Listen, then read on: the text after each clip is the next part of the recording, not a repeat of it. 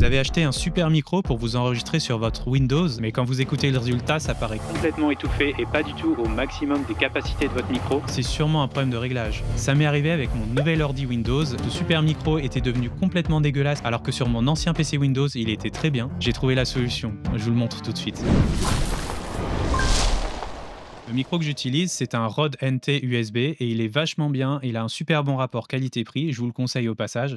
Et je l'avais utilisé avec mon premier ordi Windows pour commencer mes vidéos sur YouTube et le son était juste impeccable. J'étais impressionné de la qualité de ma voix avec ce micro. Le problème, c'est quand j'ai acheté un nouveau PC Windows et que j'ai commencé à tourner dessus et là, catastrophe, je me suis dit mais qu'est-ce que c'est que ce son complètement pourri, étouffé?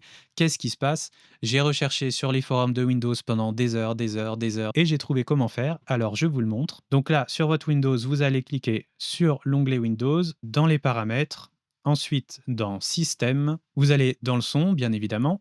Ensuite, vous descendez tout en bas parce que c'est toujours très bien caché. Autres paramètres audio. Ensuite, ici, c'est pas dans lecture, c'est dans enregistrement puisqu'il s'agit d'un micro. Normalement, votre micro, il s'affiche ici.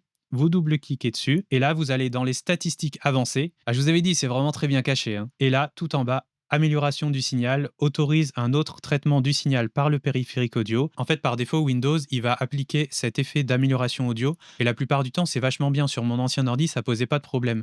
Mais là, pour une raison que j'ignore, Windows, l'effet d'amélioration audio qui était appliqué et réduisait énormément le bruit de fond. Mais vous voyez ce que ça donne quand on applique un effet réduction du bruit de fond, mais beaucoup trop élevé. Ça sonne un peu comme un appel Skype en 2009. Que c'est du 3000 sur 3000 exactement que je veux dans les paramètres. Et le fait de décocher ça sur mon nouvel ordi, ça m'a permis d'enlever cet effet réduction de bruit de fond forcé et de retrouver toute la capacité et la qualité de mon micro. J'espère que ce tuto vous aura aidé et aura résolu votre problème. N'hésitez pas à me dire dans les commentaires si vous avez eu le même problème que moi ou si ça résout pas votre problème. Et en attendant, allez voir la description de cette vidéo. Je vous partage plein d'outils et d'astuces que j'utilise au quotidien pour créer du meilleur contenu plus rapidement et notamment plein d'astuces si vous travaillez sur Windows pour gagner du temps, pour aller plus vite, pour faire des meilleurs designs avec plein de raccourcis pratiques pour être sûr de ne pas embourber votre créativité. Franchement, ce serait dommage. Et en attendant, moi je vous dis à très bientôt dans une prochaine vidéo.